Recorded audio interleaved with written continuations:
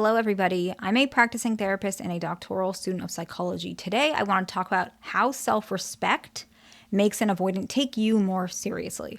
I think a lot of people who did not grow up with homes that self respect was kind of instilled upon them or perceived commonly among not just members in the household, but you were respected when you showed self respect.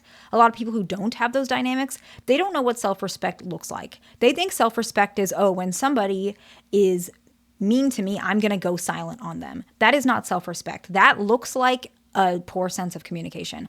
If this guy is not answering my message, I'm going to not answer his message as well to show him that I am secure and that I can handle myself. That is not self-respect. It sounds like you're trying, and I can appreciate that. And I do understand. I don't think it's that you don't respect yourself. It's that you're trying, but you don't know what it looks like. And so I want to explain what self-respect looks like and why it can help avoidance to take you more seriously.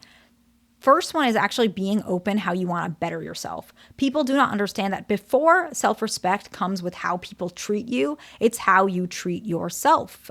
And when you really care about something, what do? I love cooking, right? And so you can ask anyone who knows me, I'm always cleaning the kitchen. It probably is a little annoying for people because I'm always like policing. I'm getting better at this, by the way. I'm always policing people like what to do with the kitchen, and I'm getting so much better. It used to be something that was really annoying. But even with all of like the plates that I have like certain plates and certain cups. Even when I'm chopping stuff and my significant other like leans over me and tries to grab something, I'm always like, just be careful. Like, if it's like a strawberry or something, it might drip. Anything, I'm always like really particular. Why? Because I love cooking and I love my kitchen. And so I respect it, which is why I take care of it. But on the flip side, if there's some issue with anything I'm doing, anything in the kitchen, I want to fix it. I want to repair it. I want to elevate it right away because I care so much about my kitchen. When you care about yourself, you protect yourself, but you also want to make it better. If there's something wrong with it, if there's something that needs to be cleaned, if something needs to be repaired, I don't know if that makes sense. That's just how I think about it. You will do that for yourself as well. If you think, okay, I have a little bit of an issue speaking up, or I have a bit of an issue that I expect people to read my mind when I don't say anything. I have an issue where I don't communicate clearly. Let's say these are some of the issues. I'm just giving an example.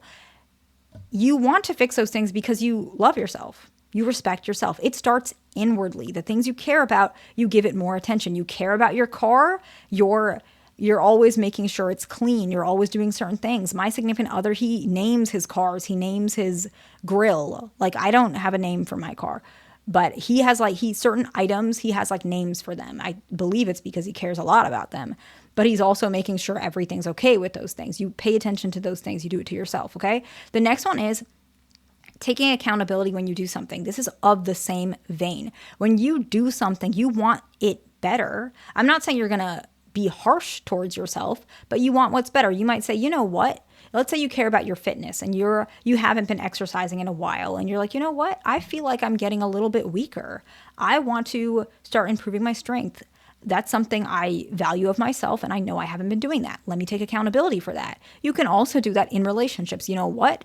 I've been a little bit too emotional recently, as in I've been putting it too much on my significant other, and they probably are a little bit flooded. I can understand that. I need to manage myself. I need to pull back as well. I want them to communicate, but I also expect more from myself. I'm not just expecting things from my significant other. I'm also expecting more from myself because I respect myself.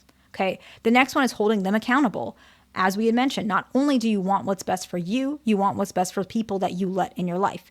Maybe that they said they would take you on a date and they didn't really bring it up again, and maybe they forgot. Okay.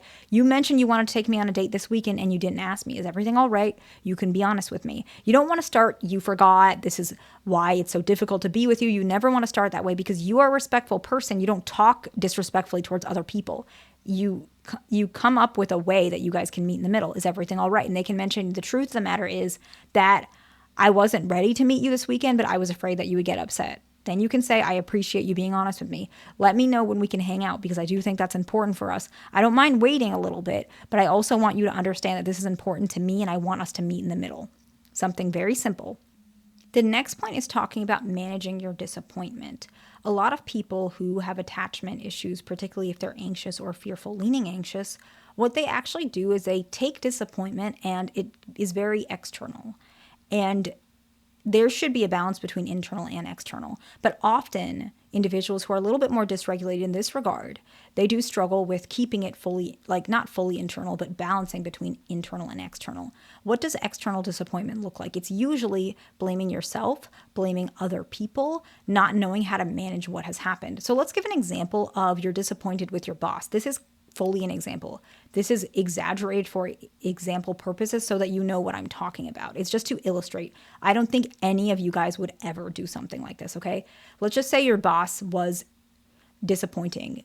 For whatever reason, they disappointed you. You didn't get the raise. Now you're disappointed with the boss in your company. Now you're telling everybody that your boss is a terrible person. This company is a horrible company, that you work really hard. You're very good at what you do. You're being, mistreated, that everybody hates you. And then you might say, what's wrong with me? How come this always happens to me? How come nobody ever wants to, see my worth? No one ever wants to see my value. So this is the expression of disappointment. You might say terrible things. You might start calling them. You might leave a bad review. You might do lots of things. Again, example, right? No one is likely doing this, but your disappointment is completely spiraling in this example. And a proportionate disappointment, same type of event, but we're using a different example. We're using the same example, different reaction. Let's say you got disappointed, you didn't get the raise. You might say, that disappoints me. You might not even be talking to them, but internally and externally, I'm disappointed. I feel like I work really hard for this company. Is this something I really want? Can I evaluate what's happening? Let's say the company is struggling with budgeting right now and you do like the company. Then you are thinking, okay, I know that the raise had nothing to do with me. Nobody is getting a raise. And I do see that. I'm disappointed because I would expect a raise. I feel like I deserve a raise. I also feel like I need the raise, but I do like this company. I like that it's flexible. I like that I'm able to work from home. I like that the office is nearby in case I want to use the office. And I do appreciate my colleagues. So I think I'm going to stick it through, but I'm really, really disappointed. I'm hoping next year that there is some sort of opportunity for me to get a raise, because then I'm going to have to think otherwise. But I am hoping that next year I'll get a raise. I'm still disappointed. Something like that is able to manage both emotions at the same time, okay? Internal, external, and we have a balance, okay? The next one is having goals outside of the relationship, okay? So this one is something that some of you guys do not struggle with. And so if you don't struggle with it, I don't think you need to lean into this. I'm going to talk a little bit about why I thought that was important to mention. A lot of calls that I have with you guys are, some of you are also avoidant, and I've told you, right? A lot of you guys are fearful avoidant. But some of you guys are anxious. That's fine too. But a lot of times you guys think that, like fearful avoidance particularly, some reason they pick on their anxious side more than not some reason. I know why, but we'll talk about that in another video. They think they're more anxious than they're avoidant, which might be true, but what they do to combat their anxiety is they just become more of their avoidant side instead of being more secure. And so I don't want you to do that. And so this is why, if you have goals outside of the relationship or you are fearful avoidant, I would say do not do this one. All it does is going to make the relationship more distant than it already is.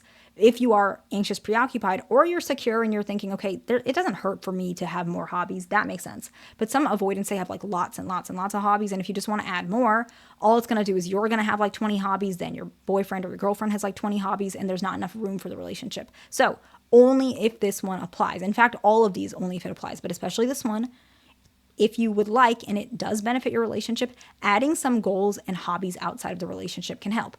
Maybe you want to join a Pilates program this summer and you want to do that. Go ahead and join a Pilates program. Maybe it's a little intense and maybe it's just for 3 months or 30 days or whatever that program is, but you want to commit to it. You will be more focused on that, but it does help your partner to take you more seriously and take some self-respect perspectives from you, because they're seeing you respect yourself, you respect your time, and you're investing in yourself. When you invest in yourself, it allows other people to apply that as well. The next one is you communicate directly what you want and you expect progress on this at some point. It doesn't mean now, but does mean at some point. I hope this video is helpful to somebody. Please like, subscribe. I'll see you in the next one.